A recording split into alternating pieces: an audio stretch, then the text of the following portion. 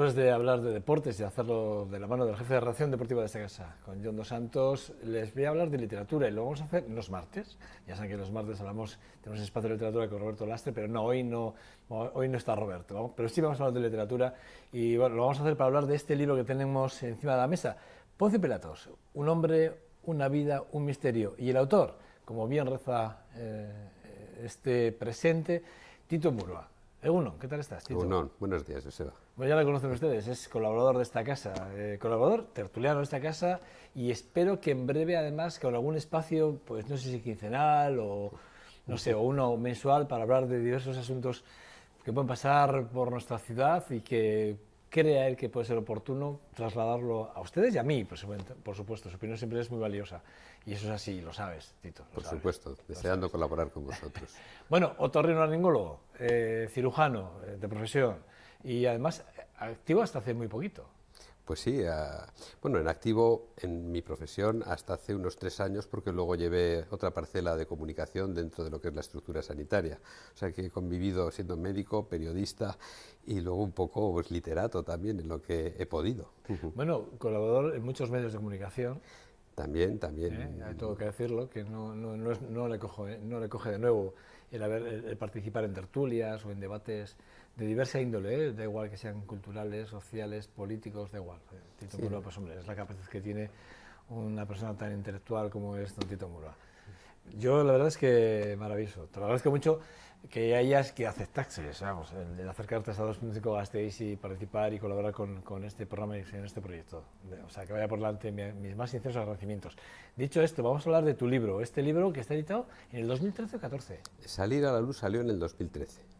En 2013 lo publicó Editorial Iría, sí.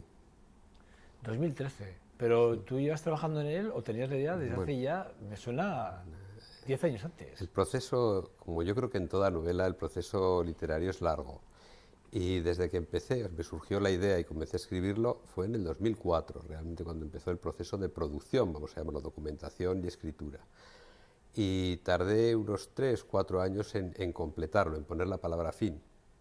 Y entonces te das cuenta que al poner la palabra fin todavía te queda casi la mitad del recorrido, que es pulirlo, reescribirlo, el darle forma a eso que has hecho. Y luego otro proceso todavía mucho más largo y complicado, pero que no te lo imaginas, que es el intentar conseguir editarlo. Que eso ya es un mundo. Más difícil. Pero Iría lo publicó. Sí, Iría lo publicó. Eso fue una suerte encontrarnos Luis Aramburu y yo a través de otra persona y que lo editaran, porque realmente, y eso lo digo de verdad, el proceso de editar una novela es completamente complejo, por muy buena que sea la novela. Y de hecho yo tuve una pequeña experiencia frustrante porque quizás la mayor agencia editorial de España, la agencia Balcells, me lo acogió con mucho interés, con mucho gusto, diciéndome que era fenomenal, que lo iban a presentar a todas las editoriales.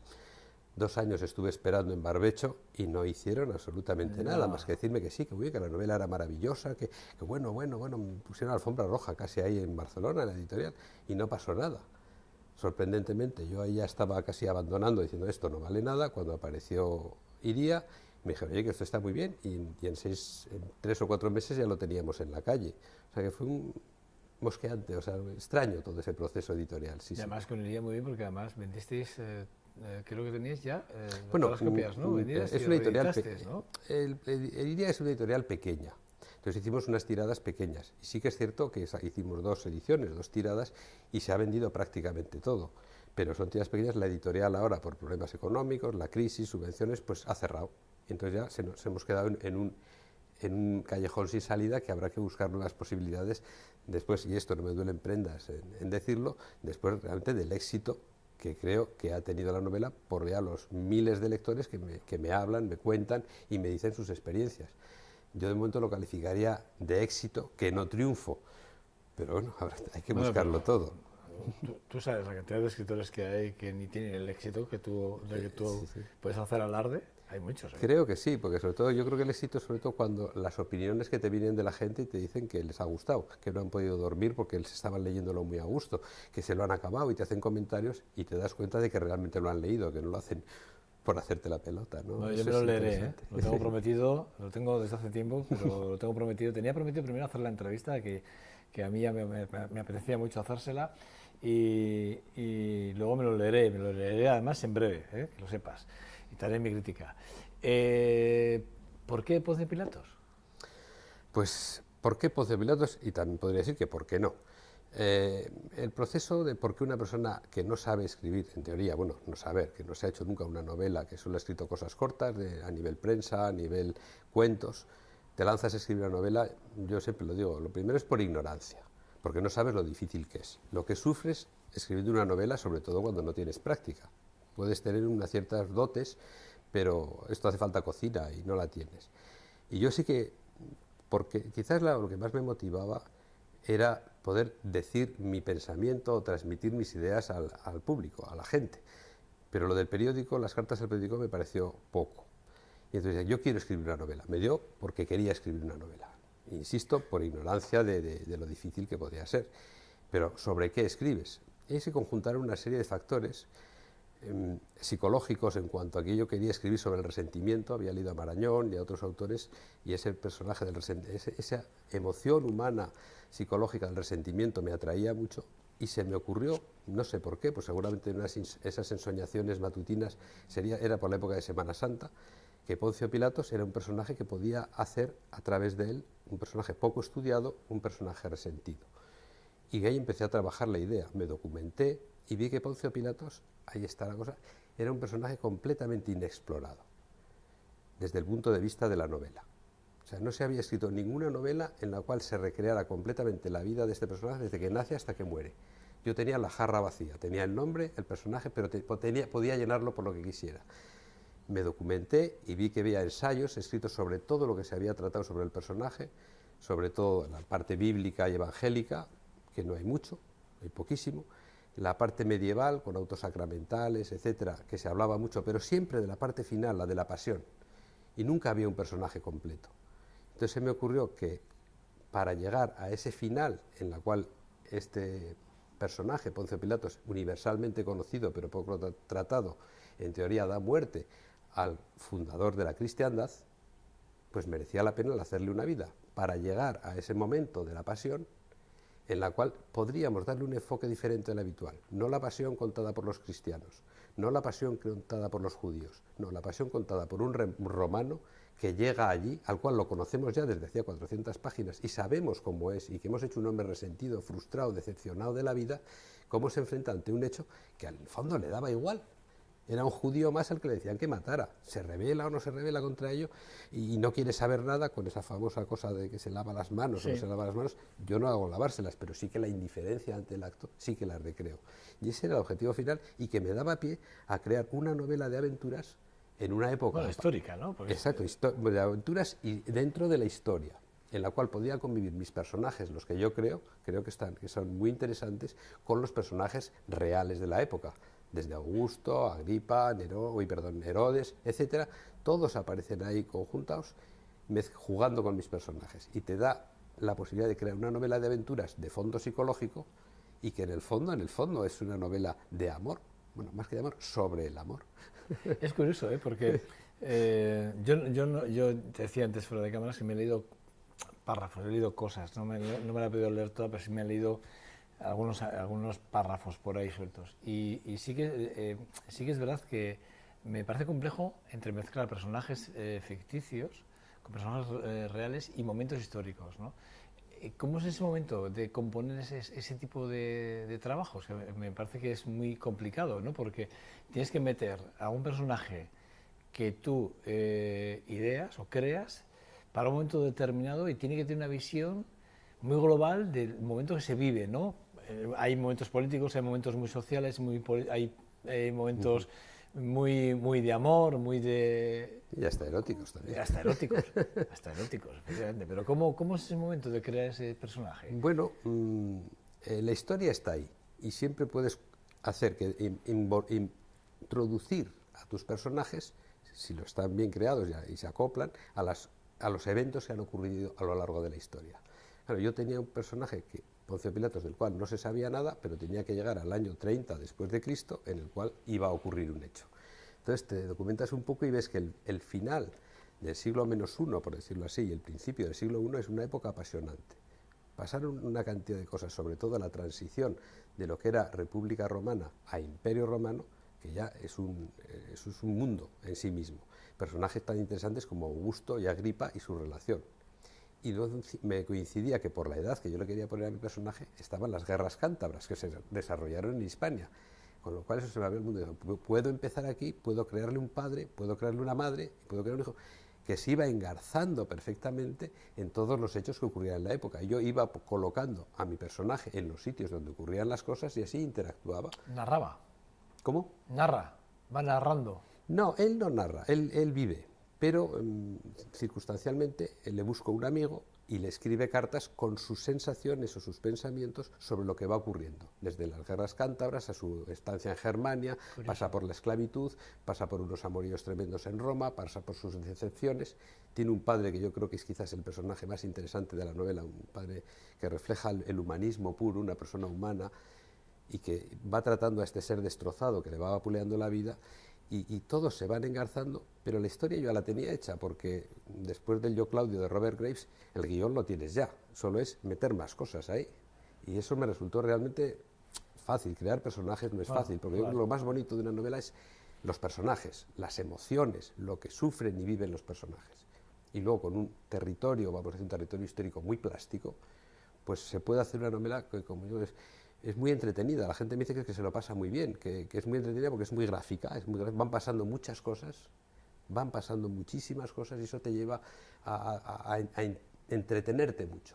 ¿Cuál es el proceso quiero decir, de documentarse? ¿Cómo es ese momento de documentarse? Porque documentarte muchísimo, evidentemente. Pues claro, documentarse es leer, leer y leer. Leer de tanto la historia romana, la pura, ir extrayendo lo que te interesa y hacer unas cronologías, que las fechas te encajen, que las cosas estén en su sitio, que no haya dislates monumentales, como si estamos con Augusto, decir que iban al circo romano, al circo Máximo, que todavía no se había hecho, como he leído en alguna novela. Pues no, eso no puede ser.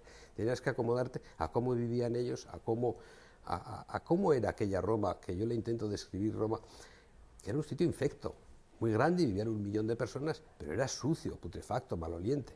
Y yo intento reflejar eso, que esas personas vivían allí, aunque estaban muy evolucionados, vivían allí. Y además, que la gente aprenda. Mira, yo creo que la literatura, desde mi punto de vista, es para entretenerse. Yo, sobre todo si leo, es para entretenerme, fundamentalmente, para pasar un rato agradable.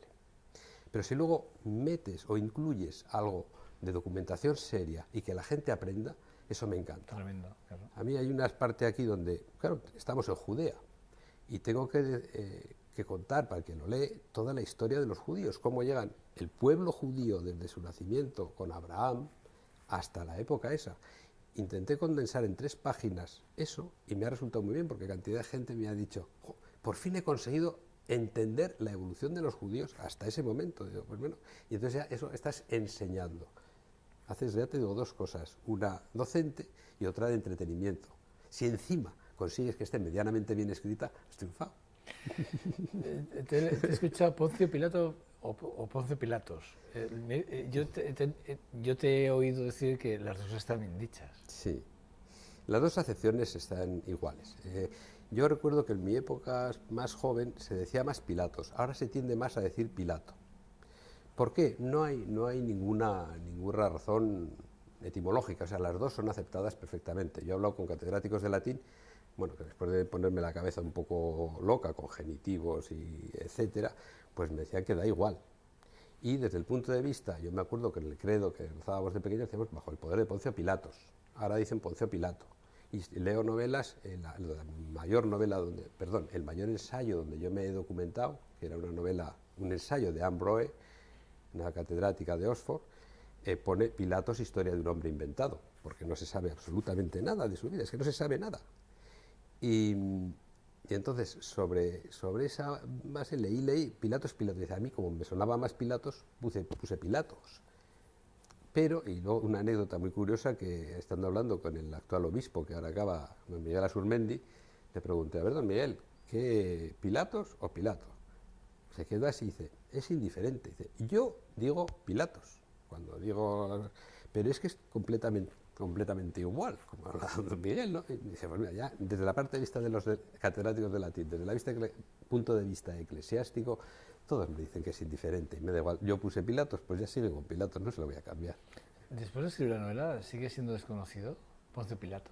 Hombre, yo creo que sí, porque mi novela todavía ha sido poco conocida. Te lo digo por el tema hombre, es que además tú lo titulas Hombre, vida, un hombre, una vida, un misterio. Sí, mi idea al principio era titular Poncio el hombre, que era como, querer decir, el Poncio Pilatos evangélico que mató o que dio la orden de crucificar a Jesucristo, ahí se quedaba. Pero entonces mi idea, cuando se me ocurrió hacer esto, es que Poncio Pilatos, detrás hay un hombre, una persona humana, que vive, sufre y padece como todos los demás. Y entonces yo dije, Poncio el hombre. Pero claro, Poncio, hay muchos Poncios, puede haber. Entonces el subtítulo se me ocurrió eso, un hombre, porque era un hombre, una vida, que hay una vida, y un misterio porque no se sabía qué pasó en esa vida. Y yo me he inventado una vida. Que luego, como eso pasa muchas veces, si esto tiene más trascendencia, la gente creerá que esto ha sido así. Y no, realmente no, es todo invención mía. Fíjate, llama la atención que el hombre que mandó crucificar a Cristo, de él no se sepa casi nada, o se sepa muy poco. Es una cosa que llama la atención, ¿no? Cuando menos, ¿no? Pues sí, lo que pasa es que casi todo lo que ocurrió en esa época... Con lo importante que fue para los cristianos. Claro, pero todo lo que ocurrió en esa época también se pierde en las brumas de la historia y del misterio. ¿Hasta qué punto pasaron aquellas cosas? ¿Hasta qué punto sí? ¿Hasta qué punto no? Pero, por ejemplo, no choca que hayamos sido capaces, o que los cristianos hayan sido capaces, o hayamos sido capaces de escribir los evangelios, etcétera, y no de escribir la vida de alguien tan importante como Poncio Yo creo que no interesaba. Y sí ha interesado, se ha escrito mucho sobre Pilato, y sale en muchas películas, y como yo ya he dicho en algunas charlas, y sale en muchas novelas, pero siempre sale el Pilatos último. El Pilatos desde que llega a ser procurador. Sí, no una vida como tú marcas aquí, no ese hombre al que tú te quieres hacer referencia. Pero esta parte de hombre y vida es la que tú quieres reflejar aquí, es esa parte de ficción que realmente es el ideario que tú tenías sobre él, o realmente después de documentarte sacaste tú esa conclusión como persona, como hombre, como vida de él. Sí, a ver, yo no tenía ningún ideario ni ningún nada. A mí se me ocurrió el personaje, porque me pareció interesante, porque quizás fuera Semana Santa y que sobre todo que me empecé a ver que es que no sabía nada. Y es que eso da una oportunidad al escritor. Tú lo creas su vida. Da una oportunidad al creador. Sí, pero yo no me invento que matara a Jesucristo. No te inventas, pero sí que es verdad de alguna forma, Tito, que tú sí que ves, después de tanto... A ver, yo creo que al final, tanto documentarte, te tiene que hacer ver algo de Poncio Pilatos que los demás igual no somos capaces porque no hemos leído tanto de él. Yo he hecho un hombre de ficción que acaba haciendo lo que todos nos han contado. Que también podemos decir, ¿eso es cierto o no es cierto? También los evangelios no son historia pura. Son hechos escritos después, son más bien tradición. Y cosas. No hay evidencias físicas de que muchas cosas de las que pasan ahí que ocurrieran o no. Se han ido transmitiendo de unos a otros. Y sale una historia, que son los evangelios, como lo mismo sobre los Césares, y vamos a hablar de Augusto, Tiberio, Calígula, Nerón. Escribió Suetonio sobre la vida de los Césares casi 100 años después. ¿Cuánto hay de verdad y cuánto hay de invención? Según quisieras poner bien o peor al hombre.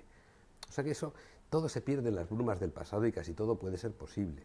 Hombre, hay unas cosas ya que las consideramos como bastante consolidadas, sí. Pero ya te digo que el Poncio Pilatos, del que habíamos oído hablar, empieza en el año 26, que es cuando va a Judea. Del 26 hasta que nace, que podía ir ya ahí con un montón de años. No sabemos qué ha pasado en su vida. No se sabe. Bueno, ¿y cómo se va a saber? Si casi todo lo que... Ya te digo, de los emperadores sabemos muy poco. Pues, ¿qué te voy a decir de los que les rodeaban? Y de un judío que mataron un día en Jerusalén, y Pilatos dijo, matarlo, venga, dejadme en paz. Y de ahí, pues todo se ha creado un ideario. ¿Hasta dónde? Ese es el misterio de la historia, ¿no? Y recrear la historia, pues... Un misterio.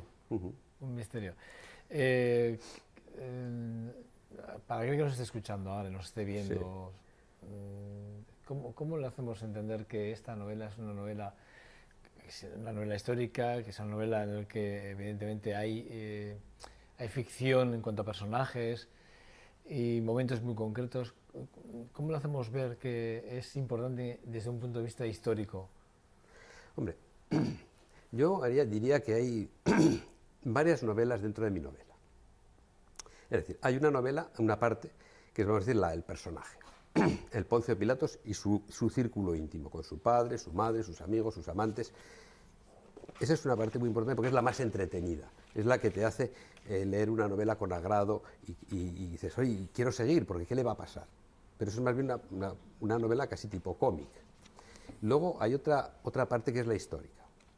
Y esa parte es apasionante y yo creo que está aceptablemente desarrollada, que es la que digo docente, en la cual intento transmitir esa época de la transmisión o transición desde la República Romana al Imperio, que Augusto fue el gran forjador de eso. Y entonces esa parte política, histórica, documental, está muy bien porque la lees con gusto porque está engarzada con los personajes. Hay otra novela que es de viajes, porque empieza en Hispania, luego se va a Germania, luego vamos a Roma, luego volvemos a Germania, luego vamos a Judea. O sea, hacemos un viaje turístico por todo el orbe romano, muy importante. Y luego hay otro trasfondo psicológico, que quizás sea para el lector más interesado que puede llegar, en el cual estamos tratando, por una parte, el amor y la generosidad que transmiten algunos personajes, y por otro lado, el resentimiento como pasión humana terrible, como ya describió Marañón y Unamuno, que el personaje nos hace ver esa evolución desde una persona que nace normal, los hechos de la vida van sacando esa semilla del resentimiento que va teniendo y acabamos, que yo creo que creando un personaje resentido muy interesante. Marañón decía que Robespierre era el resentido más claro de la época más próxima a nosotros y que Tiberio era un representante del resentido en poder. Y yo he hecho, a base de esas amalgamas que me dieron otros autores más listos que yo, crear un personaje más pequeño, pero con el nombre muy importante, trabajar lo que es esa pasión del alma, como dice Marañón, del resentimiento. ¿Desde el obispado te han dicho algo? ¿Se han leído? ¿De qué? ¿Desde el obispado te han dicho algo? No, me han comentado nada, sí que me han comentado muchas personas. ¿Les hiciste llegar algún tipo de ejemplar? Sí, ¿no? sí, don Miguel tiene uno, sí. ¿Y Miguel no te ha hecho ningún comentario? No, de momento nada, no. Nada. ¿Pero esperas que te haga algún comentario? No sé. Ya me gustaría. Antes de que se vaya. Ya me gustaría. A mí me gusta, siempre yo creo que como cualquier autor, cualquier persona que escriba, pues con lo difícil que es escribir, que alguien te venga y te haga el comentario que sea bueno o malo de lo que tú has escrito, le das un beso. O por lo menos te dan ganas. Dices primera parte, segunda parte, tercera parte. Niño, joven y hombre. Y luego hablas ya de Alejandría. Es lo que es lo que a ti de alguna forma te llama mucha atención de Poncio Pilatos, que antes de llegar a ser el perfecto, tú sabes que ha tenido una vida anterior y que claro, ese es el misterio al que tú te refieres, ¿no? ¿Qué ha pasado, ¿no? En todo cómo se ha construido, ¿no? Claro. Poncio Pilatos, ¿no? Por eso yo hago la novela en tres partes. Una parte del cual es un niño, hasta los 15 años, les pasan una serie de cosas importantes y sobre todo muy traumáticas y tenemos casi un personaje a medio hacer, muy poco cocido. Luego, Poncio el joven.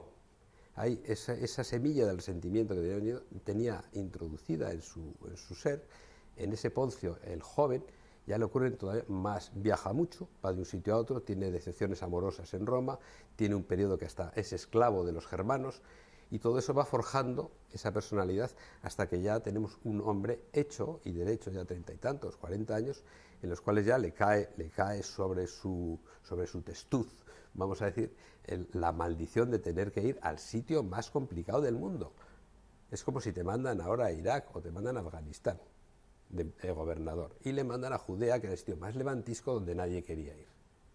Ahí se encuentra una mujer muy buena que intenta ayudarle, pero ahí ya tenemos en esa tercera parte Poncio, el hombre, donde ya todo eso que hemos ido preparando durante una infancia y una juventud se transforma en un hombre que ya tiene el corazón endurecido, que es resentido y va luchando con todos los problemas que se encuentra allí, con los judíos tan levantiscos, con una mujer que le quiere pero no le consigue introducir el amor para ablandar ese corazón tan duro, y luego se encuentra con ese marrón, vamos a decirlo, de que le ponen a ese judío delante con los otros judíos que lo quieren matar. Y ahí se le monta un cacao mental, con lo cual ya da una solución, que es la muerte, pero luego se encuentra sobre todo con Pablo de Tarso, que le hace pensar, y en Alejandría ya diciendo que su vida ya se ha acabado, que no tiene nada, y pensando en suicidarse, hace una valoración sobre el ser humano y sobre la esa carta, ¿no? Que esa carta, para mí es lo mejor de la novela. Sí, esa carta, bueno, digas que es lo mejor de la novela, no, para nada. Para mí es lo más profundo, lo más profundo. Probablemente, pero bueno, no es lo mejor de la novela, es lo más profundo. Probablemente es una carta, Alejandría de Egipto, año 37 después de Cristo, ¿no? Un amigo Calpurnio, ¿no? Calpurnio es su amigo con el cual se va escribiendo durante toda la novela. Es una carta que cuando ustedes cojan la novela se lee porque son 4 páginas. 4 páginas rápidas que se leen muy fácil. Es una carta, yo me la he leído hace muy poquito. Y la verdad es que sí habla del suicidio, él habla de la intención de suicidio. Ahí sí que soy más yo. Sí. Ahí es un poco la reflexión que hace, se han pasado 2000 años de que está habiendo una sociedad corrupta, que solo busca avaricia por el placer, que se queja de todo, y que en el fondo viene a decir, han pasado 2000 años y seguimos siguiendo igual. Los logros de la humanidad han sido muy grandes, hemos construido grandes edificios, grandes megalomanías del hombre, pero seguimos siendo lo mismo, seguimos siendo crueles, despiadados, avariciosos, egoístas. Y lo que vemos alrededor, que sí, lo que hay es corrupción e insolidaridad. Y sí, hay que ayudar mucho a los demás, pero mientras no toques lo mío. Bueno, no ha cambiado nada el mundo, ¿eh? Es la reflexión que yo me intento hacer, y me salió y dije, joder, lo que estoy diciendo, qué barbaridad, no hemos cambiado nada en 2000 años, y es verdad. La avaricia, la corrupción, la codicia, seguimos ahí en la misma cosa. Es el hombre. Ahí está. Es el hombre que es depredador. Sí, señor, es la palabra que yo quería decir, depredador. Y con tristeza para mí es la conclusión que yo saco después de escribir todo eso, que es un estudio sobre la naturaleza humana y que no tenemos solución. Y es bastante light lo que digo. Ahora tengo cosas en mano mucho más profundas. La carta es una carta, es bonita, ¿eh? A sí. mí me gusta mucho, es muy profunda. Entiendo que ahora, una vez que ha desaparecido Iría, ¿ahora dónde vamos? ¿Qué hacemos? ¿El libro cómo está? Sé que hay una empresa, bueno, no sé... Una editorial. No solo una editorial. También sí. me quería referir a que también se puede llevar al cine, o la intención de, algo que alguien está muy interesado en llevar tu novela al cine. Sí, algo hay. Hay una editorial. Cualquiera no lo puede decir. Se escriben muchas novelas, pero no todas se acaban al cine. Pero bueno, Tito Muro, hay, no sé cómo decirlo, una productora detrás de la intención de llevar Poncio Pilatos, un hombre, una vida, un misterio al cine. Sí, hombre, todavía esto no vamos a hacer el cuento de la lechera, ¿no? Pero es un proyecto. Lo resumo. Hay una editorial colombiana muy importante que se dedica sobre todo, ha dejado de producir en papel, de editar, y sobre todo se dedica a la promoción audiovisual de productos literarios. Entonces se interesaron por mí, hemos firmado un contrato y a nivel ya muy importante, desde Cannes, Miami, el MIPCOM, lo están trabajando, y unos agentes, no voy a llamarlo editoriales, son agentes editorial audiovisual, y parece ser que hay intereses por algunas productoras de que eso pueda cuajar. Pues esas son noticias de diciembre, todavía son procesos largos, porque claro, eso cuesta mucha pasta. Pero que hay movimiento, que hay gente interesada, es cierto. Yo he visto el correo, yo he visto el correo, ¿eh? Yo he visto ese correo, ¿eh? Sí, yo espero pacientemente a que... Y bueno, así que una vez que ves que es un producto que gusta a la gente, aunque yo solo lo hayamos trabajado a nivel local, Vitoria y un poco Bilbao, algo a Logroño, que visto lo que los lectores opinan, creo que puede tener proyección, y con todas estas cosas quizás se pueda buscar alguna nueva editorial para reeditar el libro. Para reeditarlo a nivel con más bombo y platillo. Yo creo que igual hasta Roberto Lastre ahí, nuestro editor. Roberto ya la conoce también. Pues igual te puede echar una mano en ese sentido también, o sea, que no sé, bueno, el caso es que sí que creo que hay que sacar alguna edición más. Pues es que es muy difícil, una cosa es hacer una novela. Yo tengo la mía, no sé, ¿se puede encontrar en algún sitio más o no? Pues ahora no, ahora prácticamente está editada, puede que quede alguna por alguna yo tengo la mía, librería. Además, la tengo la mía y la tengo, no sé si ustedes pueden ver aquí, pero además la tengo ya dedicada, no tengo una, ¿eh? O sea, que sepan que yo les puedo dar envidia, no es por nada, pero es que la tengo. Te diría yo, Seba, que es que ahora la edición va todo en marketing y publicidad. O sea, si quieres que una cosa se proyecte, más que sea bueno o entretenido, tiene que tener una gran difusión mediática. Si te llamas, no voy a poner nombres como Sí, se dice sí, ahora, pero nos Belén entendemos. Esteban, Sí, sí, nos entendemos perfectamente. y te coge un editorial con mucha propaganda, con medios para hacer la publicidad, si no, no sale.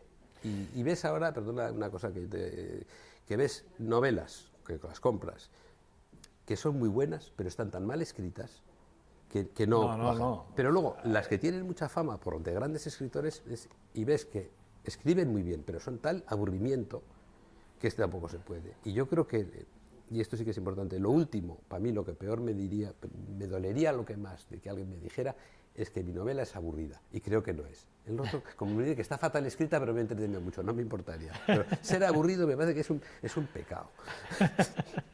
Y ojo, bueno, Tito Mura, es un verdadero placer. Llevamos Sí. tiempo sin verte y sin contar con tu presencia. La verdad es que nos has privado de ella, pero espero que pronto vuelvas a Seguiremos retornar. colaborando, seguimos haciendo cosas interesantes Yo aquí creo en la que sí, televisión. yo creo que podemos.